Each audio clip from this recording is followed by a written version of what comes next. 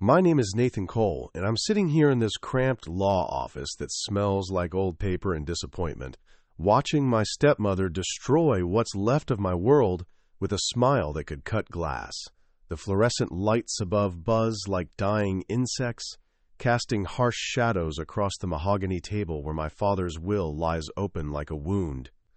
I should have known this day would come. Hell, I should have expected it. But sitting here in my thrift store button-down shirt next to Veronica in her designer black dress and Ethan in his pressed khakis, I feel like a vagrant who wandered into the wrong funeral. My hands are shaking slightly, and I grip the edge of my chair to steady them. Mr. Patterson, the family lawyer, clears his throat and adjusts his wire-rimmed glasses. He's been droning through legal language for 20 minutes, but I caught the important parts. The house worth $800,000, the investment accounts, the business assets, all of it, every single cent, going to Ethan. Before we jump back in, tell us where you're tuning in from, and if this story touches you, make sure you're subscribed, because tomorrow I've saved something extra special for you.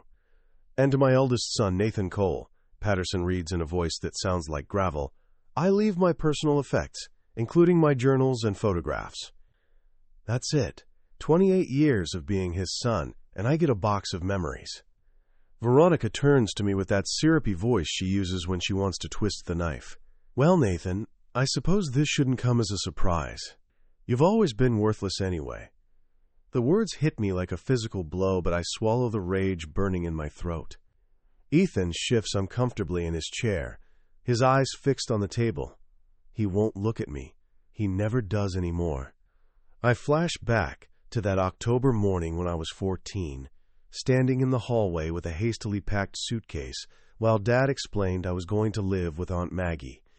Just for a while, he'd said, but his eyes wouldn't meet mine either. There's been some family complications. No explanation, no real goodbye. Just a car ride to Maggie's house 3 hours away, and a life that suddenly had me on the outside looking in.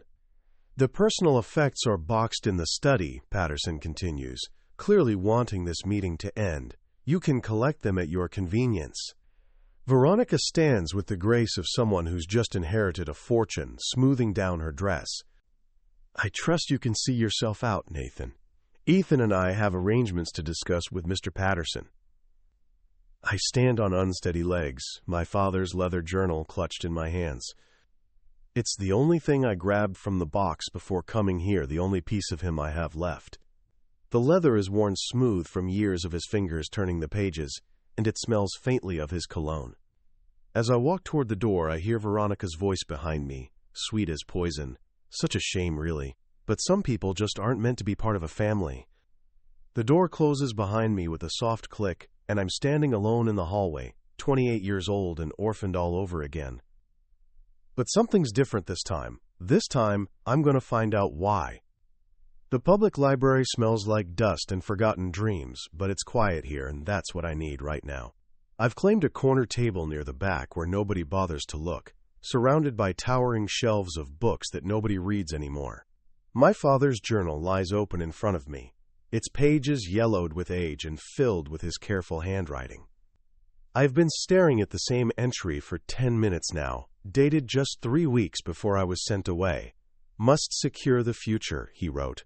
Protect the boy at all costs. V says it's the only way, but God help me, I don't know if I'm doing the right thing. Versus Veronica. My hands tremble as I turn the page. There's another entry, this one shorter. Spoke with Margaret today. She'll take him in. It breaks my heart, but he can't stay here anymore. Not with what's coming. What was coming? What could have been so terrible that sending away your own son seemed like the better option? I remember that morning with perfect clarity now, the way trauma burns certain moments into your brain forever. I'd come downstairs for breakfast and found Dad sitting at the kitchen table with his head in his hands. Veronica was beside him, her manicured hand on his shoulder, whispering something I couldn't quite hear. When they saw me, they both went silent.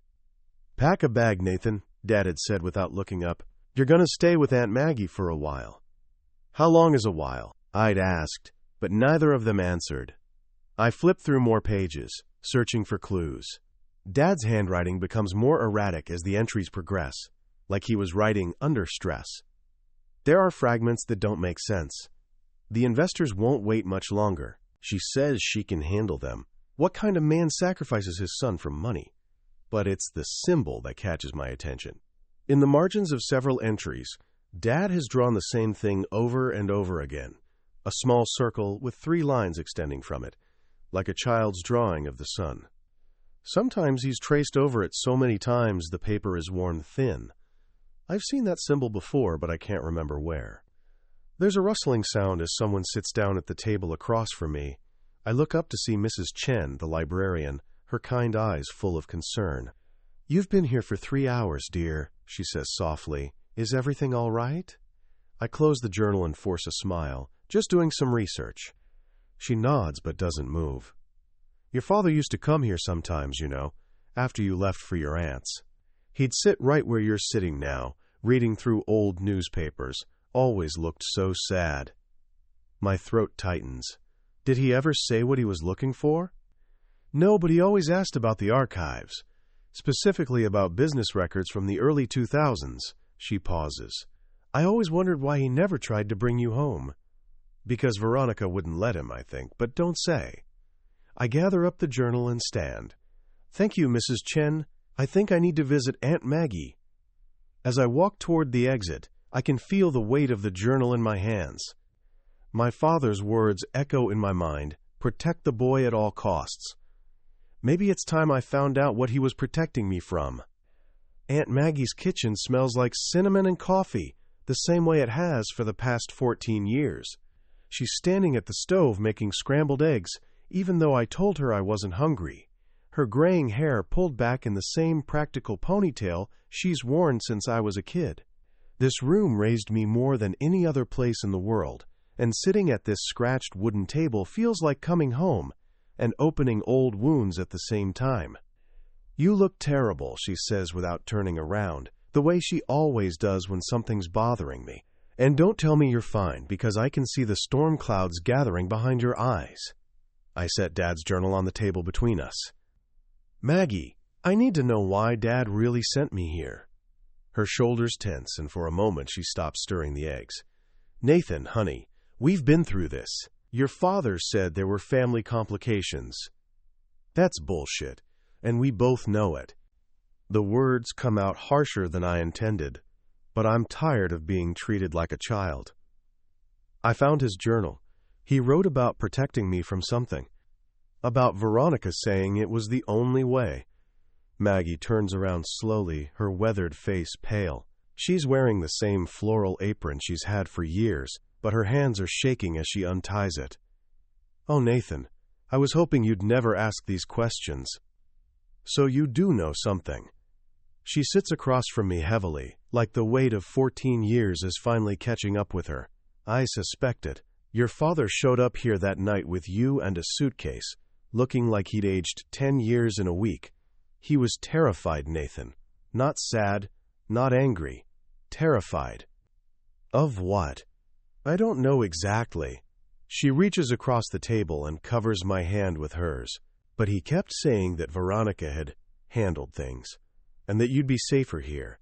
He made me promise never to let you go back, no matter what happened." The room feels smaller suddenly, like the walls are closing in. What kind of things was she handling? Maggie's eyes dart away from mine. "There were rumors in town. About money troubles. About your father owing the wrong kind of people. Some folks said Veronica had connections that could make problems disappear, but at a price." "What price?" "I think you were the price, honey." Her voice is barely a whisper. "I think she made your father choose between keeping you safe and keeping the family business alive." I feel sick. All these years, I thought Dad just didn't want me anymore. I thought I wasn't good enough for his new family. But maybe he was trying to protect me the only way he knew how. "Why didn't you tell me this before?" Maggie's grip on my hand tightens. "Because I hoped you'd build a life here and forget about all of it. Because digging into Veronica's business is dangerous, Nathan. The kind of people she deals with don't like loose ends." "I can't just let this go, Maggie." She took everything from me. My father, my brother, my inheritance. She might take more than that if you're not careful. Maggie's eyes are fierce now, protective. These aren't the kind of people who leave witnesses, Nathan. Promise me you'll be careful. I stand up, my mind already racing ahead to what I need to do next. I need to find someone who worked with Dad. Someone who might know more about these business troubles. Quote, Nathan, telling and preparing this story took us a lot of time, so if you are enjoying it, subscribe to our channel. It means a lot to us. Now back to the story. I'm going to find Harry Kemp. He was Dad's lawyer for 20 years. If anyone knows what really happened, it's him. The diner on Main Street is the kind of place where conversations go to die, with cracked vinyl booths and the constant clatter of coffee cups masking whatever secrets people need to share. Harry Kemp sits across from me, his hands wrapped around a mug like it's an anchor, his eyes darting toward the door every few minutes like he expects someone to burst in. He looks older than I remember, his hair completely gray now and deep lines carved around his eyes. When I called him this morning, there was a long pause before he agreed to meet, and even longer before he said, "Not at my office. Somewhere public." "You look just like your father," he says finally, but there's no warmth in it. Same stubborn set to your jaw. "Harry, I need to know what really happened 14 years ago. Why was I sent away?" His coffee cup rattles against the saucer as he sets it down. "Nathan, some things are better left buried. Your father understood that. My father's dead now. The only thing I got from his will was a journal full of cryptic entries about protecting me and owing people money." I lean forward, lowering my voice. "Maggie told me there were rumors about dangerous people, about Veronica having connections." Harry's face goes pale. "Jesus, Nathan, you don't know what you're asking." "Then tell me." He's quiet for so long I think he's going to get up and leave. Finally he speaks, his voice barely above a whisper.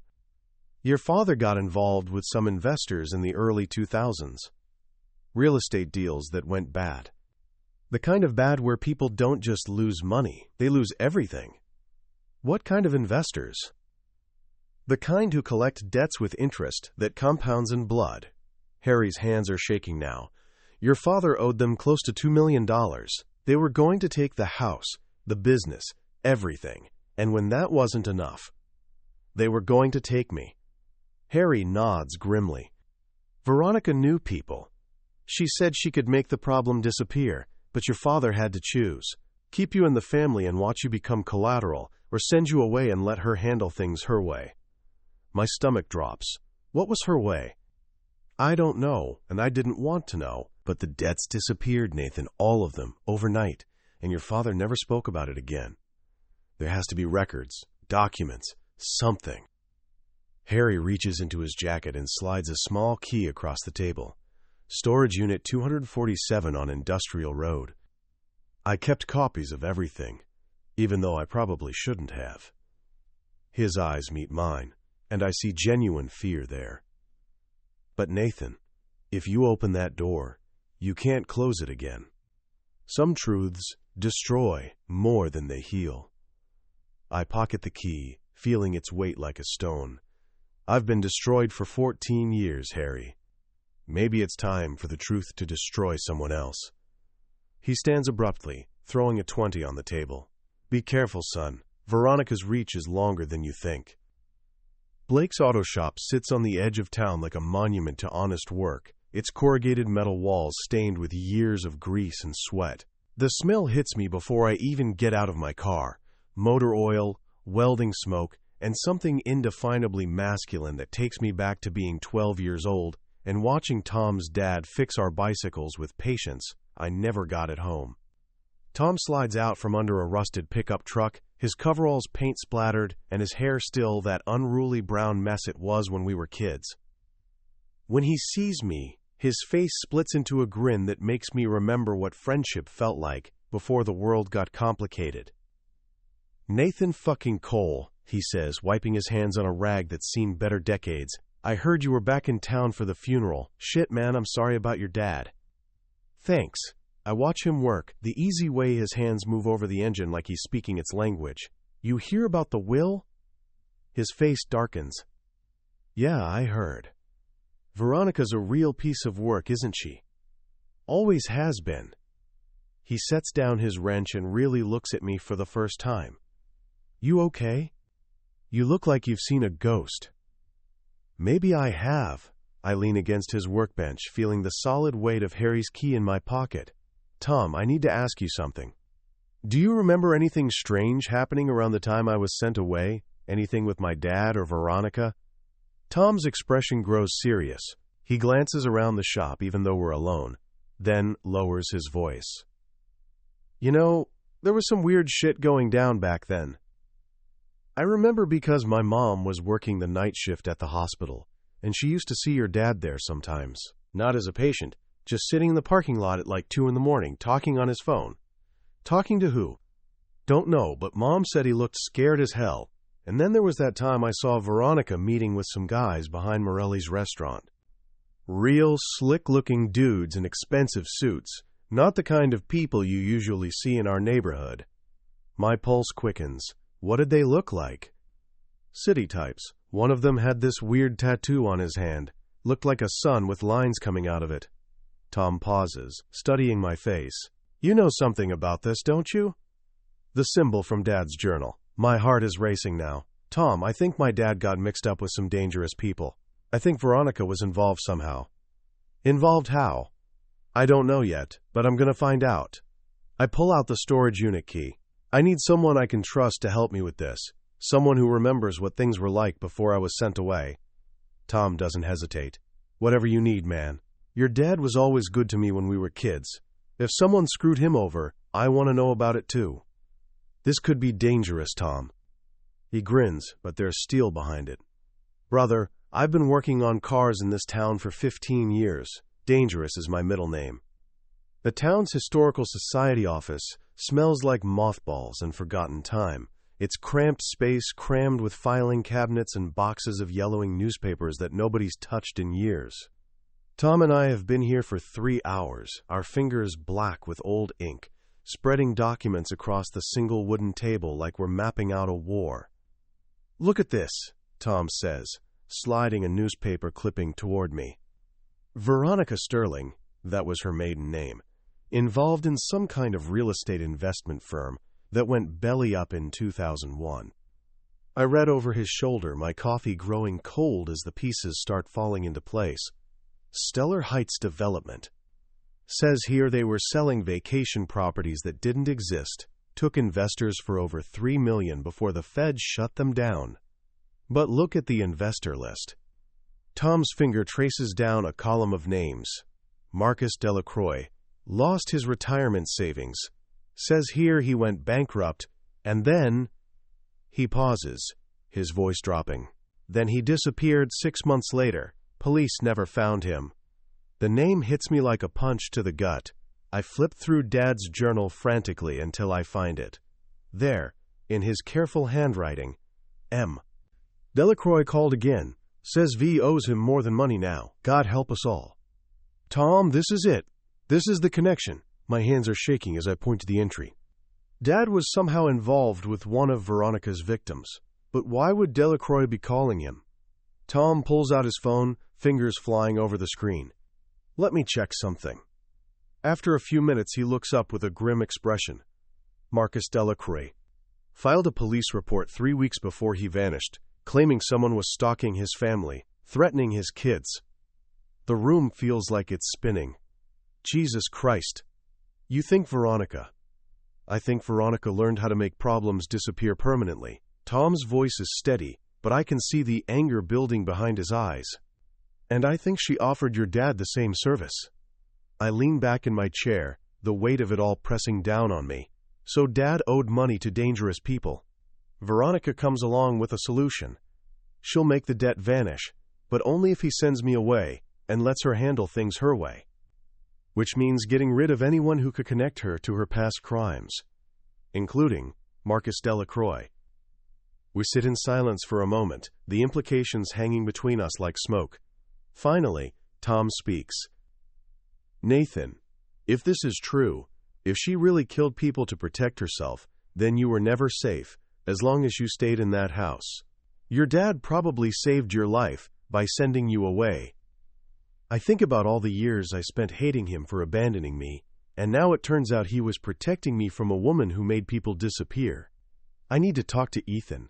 He might not know the truth, but he's lived with her all these years. He might have seen something. Tom nods grimly. Just be careful, brother. If Veronica finds out you're digging into this, you might end up like Marcus Delacroix. The coffee shop near Ethan's college campus is one of those trendy places with exposed brick walls and baristas who treat making lattes like performance art. I've been sitting here for 20 minutes, nursing a cup of coffee that tastes like burnt optimism, watching the door and wondering if my little brother will actually show up. When he finally walks in, he looks exactly like what he is, a privileged college kid in designer jeans and a polo shirt that probably costs more than my rent. But there's something different about his face, a tightness around his eyes that wasn't there at the will reading.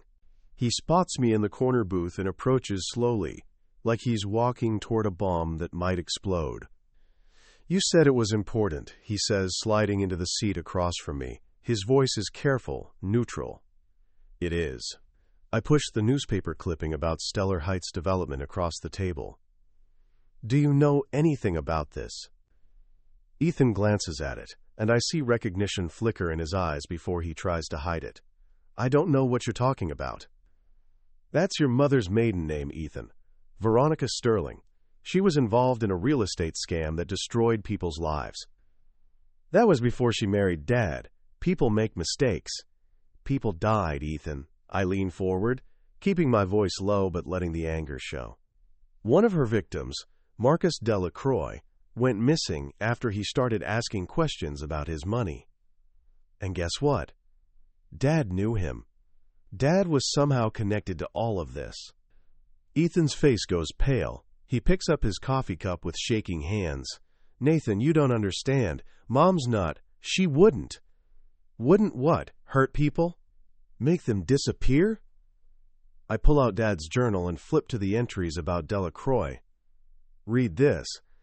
Dad was terrified of her, Ethan. Terrified of what she was capable of. Ethan reads the entries, his breathing becoming shallow. When he looks up, there are tears in his eyes. I always wondered why you left so suddenly. Why Dad never talked about you anymore. What do you remember from back then? Anything strange? Anyone coming to the house? Ethan is quiet for a long moment, staring into his coffee like it holds answers. Finally, he speaks, his voice barely above a whisper. There was one night. I was maybe 10, and I got up to get water. I heard Mom on the phone in Dad's study, and she was different, cold. She said something like, "He'll ruin everything if he stays. The boy has to go." My blood runs cold. She was talking about me. I think so, and then a few weeks later you were gone. Dad said you wanted to live with Aunt Maggie, but even then I knew that was bullshit. You loved being here. You loved Dad. What else do you remember? Sometimes men would come to the house late at night. Expensive cars, expensive suits. Mom would meet with them in the garden, away from the windows. Dad was never part of those meetings. Ethan's hands are trembling now. Nathan, what if she really did? What if people actually died because of her? Quote, then we need to find proof before she realizes what I'm doing. Ethan looks at me with something I haven't seen from him in years, respect. What do you need me to do? The Cole estate looks different at midnight. Its manicured lawns and pristine facade transformed into something from a Gothic novel. Shadows stretch across the driveway like reaching fingers, and every window stares down at us like black eyes. Ethan's hands shake as he fumbles with his keys at the side entrance, the small sound echoing in the silence like gunshots. Mom's at her book club until 2, he whispers, though there's no one around to hear us. But we need to be quick. The house that was once my home feels foreign now. All polished marble and expensive artwork that screams of money I never had access to. We move through the hallways like ghosts, our footsteps muffled by Persian rugs that probably cost more than most people's cars. Everything here represents the life I was excluded from, the wealth that Veronica built on other people's graves. Dad's study is exactly as I remember it, all dark wood and leather-bound books that nobody ever reads. The massive oak desk dominates the room, its surface clean, except for a single lamp and a crystal paperweight. Ethan goes straight to the bottom drawer, the one that was always locked when we were kids. She keeps the key in the safe, he says, his fingers working the combination. I memorized it years ago in case of emergencies. The drawer slides open with a soft click, revealing stacks of documents bound with rubber bands. Bank statements, investment records, correspondence. The paper trail of a life built on secrets. But it's the manila folder at the bottom that makes my hands tremble as I pull it out. Jesus Christ, Ethan breathes, reading over my shoulder. The documents are like a roadmap to hell. Bank transfers to offshore accounts, payments to companies that don't exist. And names. So many names of people who crossed Veronica and disappeared. Marcus Delacroix is there, along with 6 others I don't recognize. Each file contains a photograph, personal information, and a single word stamped in red, resolved. But it's the final document that breaks my heart. A letter in Dad's handwriting, addressed to no one. I had to choose the family's survival over him. Veronica says Nathan knows too much, sees too much. She says if he stays, we'll all end up like the others. I'm sending him to Margaret tonight. God forgive me, but I'd rather have a living son who hates me than a dead one who trusted me. If anything happens to me, I hope someday he'll understand that everything I did was to keep him safe. The boy must never know what his stepmother really is. Ethan is crying now, quiet tears streaming down his face. Nathan, I'm so sorry. All these years I thought you just didn't want to be part of our family. Dad saved my life, I whisper, clutching the letter. He sacrificed our relationship to keep me away from her. A sound from the front of the house makes us both freeze. Car doors slamming, voices, Veronica's laugh, sharp and cold in the night air. She's home early, Ethan hisses, frantically shoving documents back into the drawer. But it's too late. We hear the front door open, hear her heels clicking across the marble. She's coming this way. The study door swings open like the gates of hell, and Veronica stands there in her perfectly tailored black dress, her blonde hair immaculate despite the late hour. But it's her eyes that stop my blood cold. They're empty, calculating, like a predator sizing up prey. Behind her stands a man I don't recognize, tall and broad-shouldered with the kind of stillness that speaks of violence held in check. Well, well, she says, her voice honey-sweet poison. Nathan Cole, breaking into my home like a common thief. I'm still holding Dad's letter, the paper crumpled in my sweating palm. Ethan stands frozen beside me, his face white as bone. The drawer is still open, documents scattered across the desk like accusations waiting to be heard. You're home? I find my voice, though it comes out rougher than I intended. This was my father's house. These are his documents. Your father's been dead for a week, Nathan. Everything here belongs to me now. Her gaze shifts to the open drawer, and something flickers across her face. Not fear, but annoyance, like she's found ants in her kitchen. I see you've been reading things that don't concern you. Marcus Delacroix concerns me. David Morrison concerns me. All the people you've had killed concern me. I hold up the letter, my hand trembling with rage. Did you think I'd never find out? Did you think I'd just disappear quietly like Dad wanted? Veronica laughs, the sound sharp as breaking glass. Oh, Nathan, still the same naive little boy who never understood how the world really works. Your father understood. He knew that sometimes difficult choices have to be made. Quote, he protected me from you. He paid his debts with you. She steps closer, and I catch the scent of her expensive perfume mixed with something else, something metallic that might be fear or might be excitement. Do you have any idea how much money your father owed? How close we came to losing everything? Ethan finally finds his voice. Mom, what are you talking about? What debts? For the first time, Veronica's mask slips. She looks at Ethan with something almost like pity. Oh, my sweet boy. Did you think all of this came from your father's little construction business? The house, the cars, your college tuition? You told me Dad was successful. Your father was a failure who got in over his head with people who don't accept excuses. Her voice turns cold, businesslike. I fixed his problems. I made arrangements. And the price for that protection was sending Nathan away where he couldn't ask inconvenient questions. I step forward, anger overriding caution. You murdered people. You're a killer. The man behind Veronica shifts slightly, his hand moving toward his jacket. But Veronica raises one perfectly manicured finger, stopping him. I'm a problem solver, Nathan, and right now you're becoming a very big problem. She glances at the scattered documents, then back at me. The question is, what are we going to do about it? The threat hangs in the air between us like smoke. Ethan grabs my arm. Nathan, we should go. But I'm done running. I'm done being the problem that gets solved by disappearing. I'm going to destroy you, Veronica. I'm going to tell everyone what you really are. The kitchen table at Aunt Maggie's house is covered with evidence like the aftermath of an explosion. Bank records, photographs, newspaper clippings, and Dad's journal spread across the worn wood like pieces of a puzzle that finally makes sense. Tom sits to my left, his mechanic's hands surprisingly gentle as he sorts through the documents.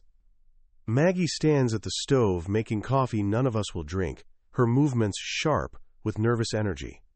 Ethan sits across from me, and I barely recognize him. The privileged college kid is gone, replaced by someone who's seen behind the curtain of his own life and found nothing but blood and lies. His eyes are red-rimmed from crying, but there's something else there now. A steel I never knew he had. She threatened you, Maggie says for the third time, her voice tight with worry. Right there in that house, with her hired killer standing behind her. Nathan, you can't fight these people. I can't not fight them. I pick up Dad's letter, reading his words again. All these years I thought he abandoned me, but he saved my life, Maggie. He gave up everything. His relationship with me, his peace of mind, probably years of his life, to keep me safe from her. Tom leans back in his chair, studying the bank records. The money trail is clear. 7 people dead or missing. And every time, there's a payment to one of Veronica's shell companies right before they disappear. That's not coincidence. But will anyone believe us? Ethan asks quietly. She's respected in this town. She donates to charities, sits on boards. People see her as the grieving widow, not a killer. That's exactly why we have to do this, I say, because she's hidden behind that mask for too long. Because Marcus Delacroix deserves justice. Because Dad deserves the truth to be told. Maggie turns from the stove, her face etched with fear and love in equal measure. And what if exposing her gets you killed? What if your father's sacrifice means nothing because you end up dead anyway? The question hangs in the air like smoke. I look around the table at the 3 people who've stood by me. Tom with his unwavering loyalty, Maggie with her fierce protection, and Ethan with his newfound courage to face ugly truths. Then at least I'll die knowing who my father really was, I say finally. At least I'll die fighting for something that matters. I reach for my phone, scrolling through contacts until I find the number I need. Sarah Martinez, investigative reporter for the Cleveland Plain Dealer. I met her years ago when she was writing about housing discrimination, and she strikes me as someone who doesn't back down from a fight. Nathan, wait, Ethan says, his hand covering mine. If you do this, there's no going back. She'll come after all of us. She's already coming after us. At least this way, we have a chance to take her down first. I dial the number. It rings once, twice. On the 3rd ring, a familiar voice answers. Sarah Martinez. Sarah, this is Nathan Cole. I have a story for you about murder, money laundering, and a woman who's been getting away with both for 20 years. There's a pause. Then, I'm listening. Up next, we have 2 more incredible stories that are waiting for you. Just click the image you want to watch and it will take you there. If you enjoyed this video, make sure to subscribe. It would mean a lot.